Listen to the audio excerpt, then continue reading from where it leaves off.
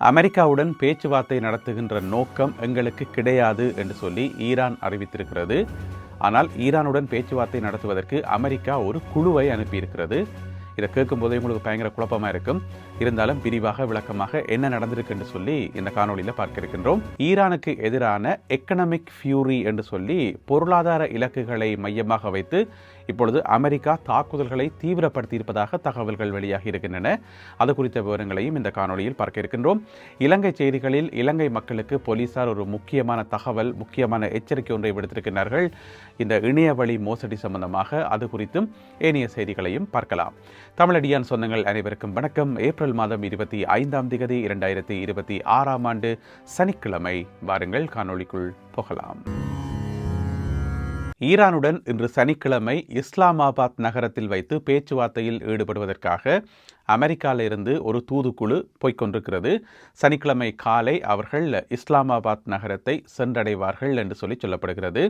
அந்த குழுவில் இருக்கிறார்கள் யாருன்னு பார்த்தீங்கன்னு சொன்னால், ஏற்கனவே பேச்சுவார்த்தைகளில் ஈடுபடக்கூடிய விட்கோஃப், அமெரிக்காவினுடைய சிறப்பு தூதுவர் ஸ்டீவ் விட்கோஃப், மற்றது டொனால்ட் ட்ரம்ப் அவர்களுடைய மருமகன் யராட் குஷ்னர், இந்த 2 பேர் தலைமையிலான ஒரு சிறிய குழு இப்போ போய்கொண்டிருக்கிறார்கள். அதே நேரம் ஈரானினுடைய வெளிவிவகார அமைச்சர் அப்பாஸ் அரக்ஷி தலைமையிலான இன்னும் ஒரு குழுவினர் வெள்ளிக்கிழமை இரவு பாகிஸ்தானினுடைய தலைநகர் இஸ்லாமாபாத்தை வந்தடைந்திருக்கிறார்கள்.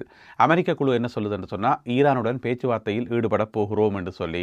ஈரானிய குழு என்ன சொல்லுதுன்னு சொன்னால், இல்லையே, நாங்கள் அமெரிக்காவோட பேச்சுவார்த்தை நடத்த போகலையே, நாங்கள் பாகிஸ்தான் அதிகாரிகளே சந்திக்க போகிறோம், அது வழக்கமான சந்திப்பு, அதுக்கு தான் நாங்கள் போகிறோமே தவிர அமெரிக்காவோட பேச்சுவார்த்தை நடத்துகிற ஐடியா எங்கள்கிட்ட கிடையாதுன்னு சொல்லி ஈரான் மறுத்திருக்கிறது. ஈரானினுடைய வெளிவிவகார அமைச்சிருக்குத்தானே, அதனுடைய பேச்சாளர் இஸ்மாயில் பகை இந்த தகவலை தன்னுடைய எக்ஸ் வலைத்தளத்தில் போட்டிருக்கார்.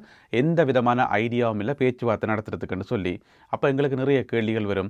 ஈரான் பேச்சுவார்த்தை நடத்துறதுக்கு தயார் இல்லைன்னு சொன்னால் அப்போ அமெரிக்க குழு ஏன் போகுது, என்னத்துக்கு போகுதுன்னு சொல்லி அதே ஒரு குழப்பமாக தான் கிடக்குது. எனவே ஈரானுடைய சம்மதம் இல்லாமலேயே அமெரிக்க குழு பேச்சுவார்த்தையில் ஈடுபட போதா என்ற ஒரு கேள்வி இருக்குது. நேற்று பின்னேரம் முழுக்க செய்திகள் வெளியாகி இருந்தன.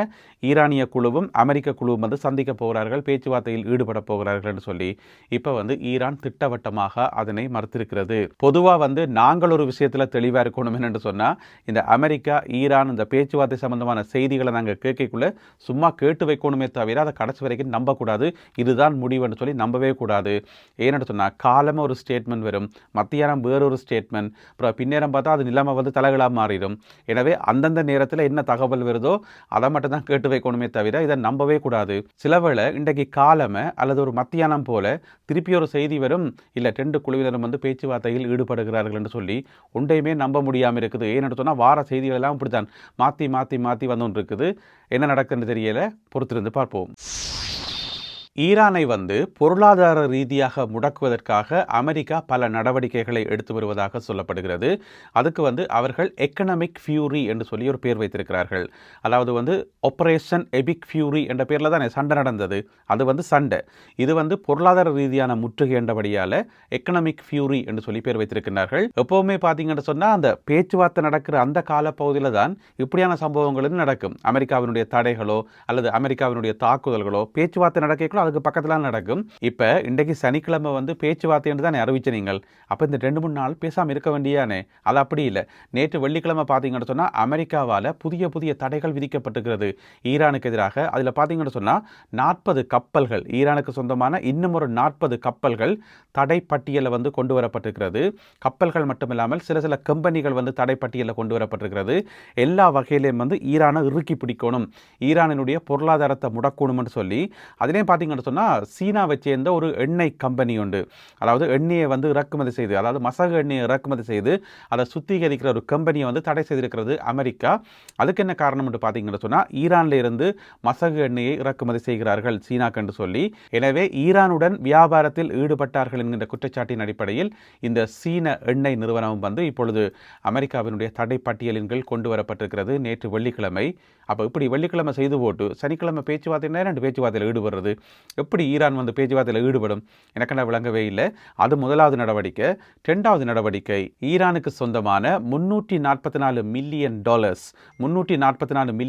பெறுமதியான கிரிப்டோ கரன்சி இருக்குதானே, அதை வந்து முடக்கி இருக்கிறது அமெரிக்கா நேற்று வெள்ளிக்கிழமை. அது வந்து நிறைய வங்கிகளோட சம்பந்தப்பட்டதாம், கம்பெனிகளோட சம்பந்தப்பட்டதாம். எனவே எல்லாத்தையும் கூட்டி 344 மில்லியன் அமெரிக்க டாலர்ஸ் பெறுமதியான கிரிப்டோ கரன்சியை வந்து தாங்கள் முடக்கி இருப்பதாக அமெரிக்காவினுடைய திரைச்சேரி இருக்குதானே, திரைச்சேரியினுடைய செயலாளர் ஸ்காட் பெசன்ட் வந்து அறிவித்திருக்கின்றார்.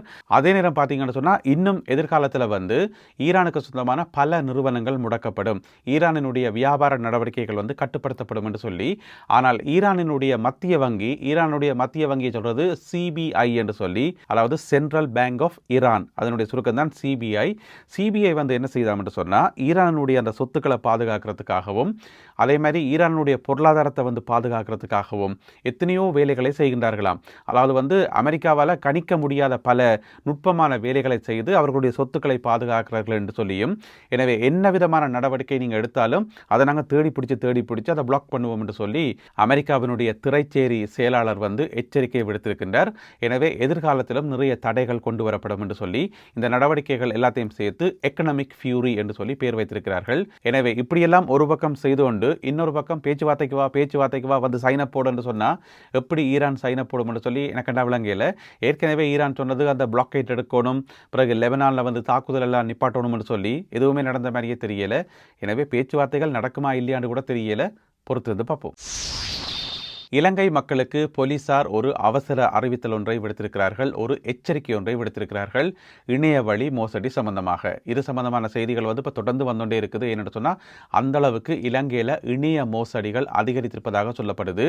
இணைய மோசடிகள் வந்து தனியாக பொதுமக்களை மட்டும் குறிவச்சில்லை, அரசாங்க நிறுவனங்கள் அரசாங்கத்துக்கு சொந்தமான சொத்துக்களை குறிவச்சும் ஒரு பக்கத்தால் தாக்குதல்கள் நடந்து இருக்குது. அது ஒரு கேட்டகரி. இங்கால பார்த்தீங்கன்னு சொன்னால் பொதுமக்களை இலக்கு வச்சும் அதிலேயும் இந்த வாட்ஸ்அப் நம்பருக்களால் எஸ்எம்எஸ்களுக்களால் வந்து லிங்குகள் அனுப்புறதாம். இந்த லிங்கை கிளிக் பண்ணுன்னு சொல்லி அது வழக்கமாக நடக்கிறது தானே. இப்போ வந்து பார்த்தீங்கன்னு சொன்னால் புது முறைகளை வந்து கையாளினமாம்.